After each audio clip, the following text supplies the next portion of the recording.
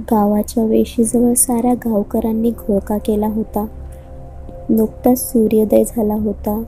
अख्खा गाव जमा झाला होता गावाच्या वेशीजवळ एका वडाच्या झाडाखाली. कारणही तसंच होतं. कारण गावातल्या नाम्याची गळा चिरून कोणीतरी हत्या केली होती.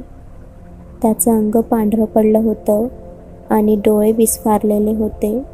जणू त्याने मरताना खूप भयानक असं बघितलं होतं.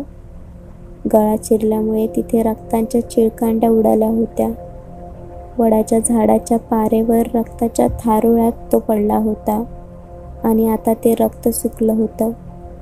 हृदयाचा थरकाप उडवणारे ते दृश्य होते. अत्यंत भयानक असा नाम्याचा मृतदेह दिसत होता. सगळेजण भयभीत होऊन त्याच्याकडे बघत होते आणि आपापसात कुजबुज करत होते. तेवढ्यात तिथे तालुक्यातले पोलीस आले आणि मृतदेह पाहू लागले.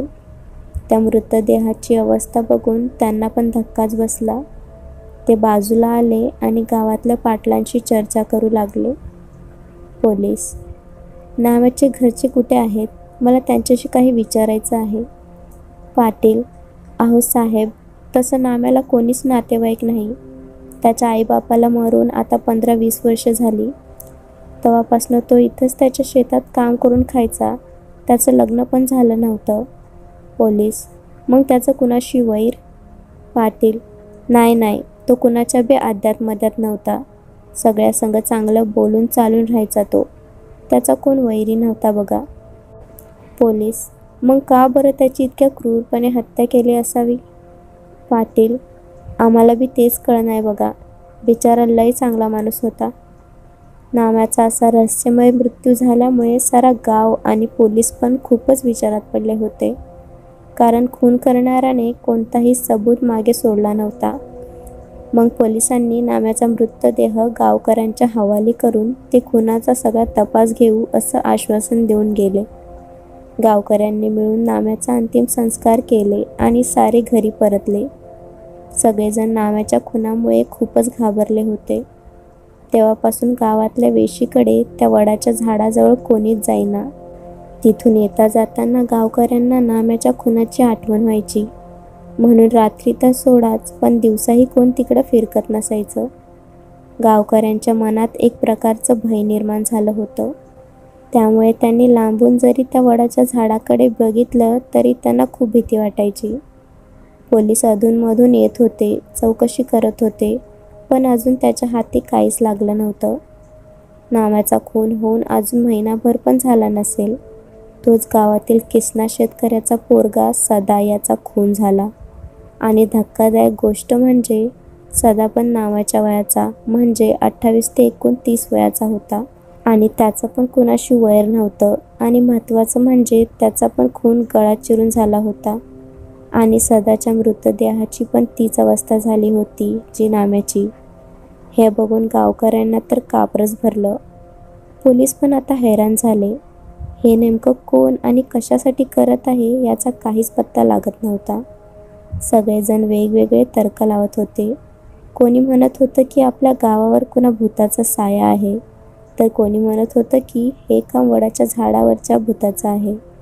अशा वेगवेगळ्या तर्कामुळे गावकरी खूप घाबरले होते. गावाच्या बाहेर पडायचं म्हणलं की त्यांचं अंग भीतीनं कापायचं. गाव आता खरंच सुनसान झाला होता आणि त्यातच परत अजून एक खून झाला. आता मात्र गावकऱ्यांचा शक यकीनमध्ये झाला. त्यांना खात्रीच पटली की हे काम कुणा मनुष्याचं नसून भूताचं आहे. सगळ्या गावावर भीतीचे वातावरण पसरलं होतं. रात झाली की कोणी बाहेर पडत नव्हतं. दार खिडक्या लावून सगळे आतमध्ये बसून राहत. पण व्हायचं ते होणारच होतं. वारंवार कुणाचा तरी खून व्हायचा, पण याचा तपास काय लागत नव्हता.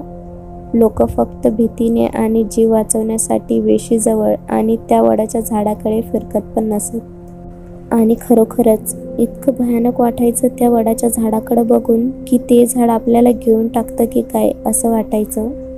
एकदा गावातल्या राजूला दुसऱ्या गावाकडून यायला उशीर झाला होता. रात्रीचे 9 वाजले होते. राजू भीत झपाझप पावले टाकत होता. रस्त्याच्या दुतर्फा गर्द झाडे असल्यामुळे त्या झाडीतून आपल्याकडे कोणीतरी बघतंय असं त्याला सारखं वाटत होतं. पण मागं वळून बघण्याची त्याची अजिबात हिंमत होत नव्हती. तो तसाच झपाझप पावलांचा आवाज करत चालला होता. रातकिड्यांचा किर्र किर्र आवाज येत होता. मध्येच बेडूक डरावण्याचा आवाज येत होता. जीव मुठीत धरून तो चालला होता. राजू तसा खूप धीट, हुशार आणि 31 वर्षाचा होता. त्याचा असल्या भूताखेतावर अजिबात विश्वास नव्हता.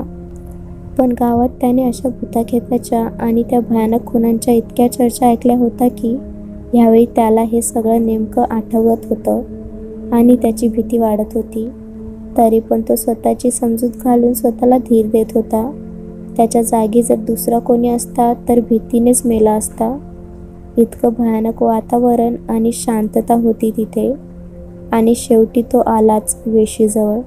आता त्याने चालण्याचा वेग जरा कमी केला आणि त्या वडाच्या झाडाकडे पाहू लागला. रात्रीच्या त्या अंधुकशा प्रकाशात तो त्या झाडाकडे बघत होता. सोसाट्याचा वारा सुटला होता. खूप जुना आणि विस्तीर्ण असा डोलार घेऊन ते झाड उभं होतं. त्याच्या त्या विस्तीर्ण पारव्या म्हणजे केस मोकळे सोडून उभ्या राहिलेल्या राक्षसिणीसारखे वाटत होते. आणि ते झाड पण जणू म्हणत होतं की तूच माझं आजचं भक्ष्य आहे. खूपच भयानक असं ते वडाचं झाड वाटत होतं आणि त्यापेक्षाही भयानक त्याची सावली वाटत होती. एवढा धीट राजू कुणालाही न घाबरणारा, पण हे रात्रीचं असलं भयानक वातावरण आणि त्या वडाच्या झाडाचं हे भयानक रूप पाहून आता त्याचं हृदय पण धगधग करू लागलं होतं. तो हळूहळू पावलं टाकत होता आणि सगळीकडे निरखून बघत चालला होता. पण थोडं पुढे गेल्यावर त्याच्या असं लक्षात आलं की त्या वडाच्या झाडामागे कसली तरी कुजबूज चालू आहे. काहीतरी नक्की गडबड आहे असं समजून राजू पुढे न जाता हळूच लपून लपून त्या वडाच्या झाडाजवळ जाऊ लागला. त्याला नेहमी वाटायचं की हा खुनाचा काय प्रकार आहे आणि आज जर त्याबद्दल काही माहीत झालं तर ह्या उत्सुकतेपोटी तो हे धाडस करत होता. तो जरा पुढं जाऊन एका मोठ्या दगडामागे लपला. तिथून त्याला त्या वडाच्या झाडाजवळचं सगळं दिसत आणि ऐकू येत होतं. तो हळूच वाकून पाहू लागला. त्याला दिसलं की 4-5 सावल्या एकमेकासोबत काहीतरी बोलत आहेत. सावल्यावरून असं वाटत होतं की ते पुरुष आहे. तो आणखी पुढं दुसऱ्या एका झाडामागे गेला आणि त्याचं बोलणं ऐकू लागला आणि हळूहळू पाहू लागला. गावात आता लयच भ्या पसरलंय. आपल्याला जे हवं होतं तेच होतंय.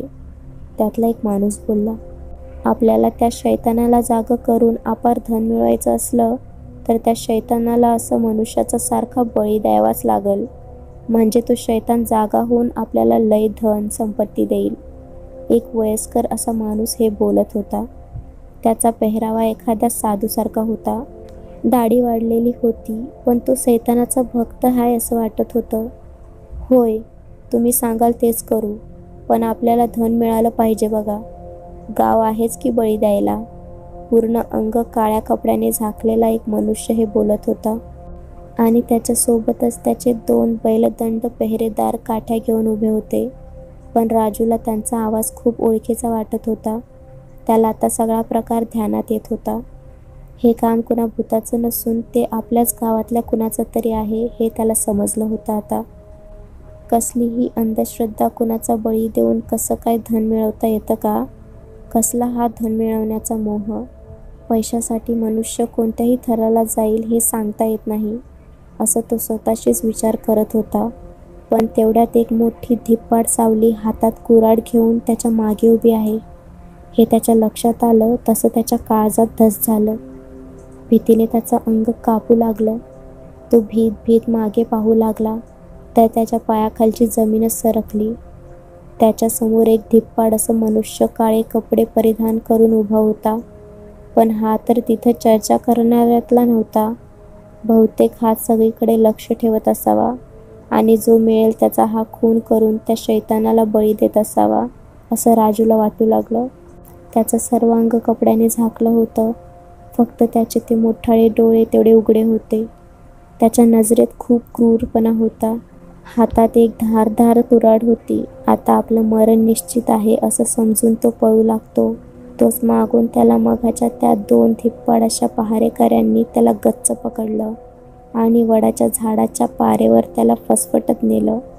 राजू खूप झटपट करू लागला, मोठ्याने ओरडू लागला, पण कोणाची हिंमत की जो घराच्या बाहेर पडेल. त्याचं ते जीवाच्या आकांताने ओरडणं व्यर्थ आहे हे त्याला आता कळून चुकलं. पण आता मात्र तो भीतीने अर्धमेला झाला होता. तेवढ्यात त्याच्या समोर हातात कुऱ्हाड घेऊन तो काळ्या कपड्यातला धिप्पाड मनुष्य त्याच्या समोर आला आणि त्याच्या पाठीमागून एक दुसरा मनुष्य आला. त्याने पण तसाच काळ्या कपड्याचा पेहरावा केला होता, फक्त त्याची कदकाठी जरा लहान होती. तो आता राजू समोर आला आणि जोराने विकट हास्य करू लागला आणि हळूच त्याने त्याच्या चेहऱ्यावरचं काळं कापड दूर केलं आणि हसू लागला. त्या ओळखीच्या व्यक्तीला समोर बघून राजूला स्वतःवर विश्वासच बसेना. पण तो समोर जे आहे तेच सत्य आहे हे त्याला लवकरच समजलं आणि हे सगळं कुणामुळे घडत आहे हे पण त्याला कळलं. आणि तो मोठे डोळे करून आवासून बघू लागला. तो दुसरं तिसरं कोण नसून गावातील लोक ज्याला देव मानत होते तो गावाचा पाटीलच हे सगळं करत होता. हे पाहून राजूला खूप मोठा धक्का बसला. तो या धक्क्यातून सावरेपर्यंत त्या क्रूर धिप्पाड मनुष्याने हातातील कुऱ्हाड राजूच्या गळ्यावर फिरवून त्याची हत्या केली. राजू तडफडत रक्ताच्या थारोळ्यात पडला होता आणि डोळे मोठे करून तो त्या विकट हास्य करणाऱ्या पाटलाकडे बघत होता आणि हळूच त्याच्या डोळ्यामधून त्याचा प्राण निघून गेला. आणि परत एकदा हे खुनाचं रहस्य हे फक्त एक रहस्य बनून राहिलं.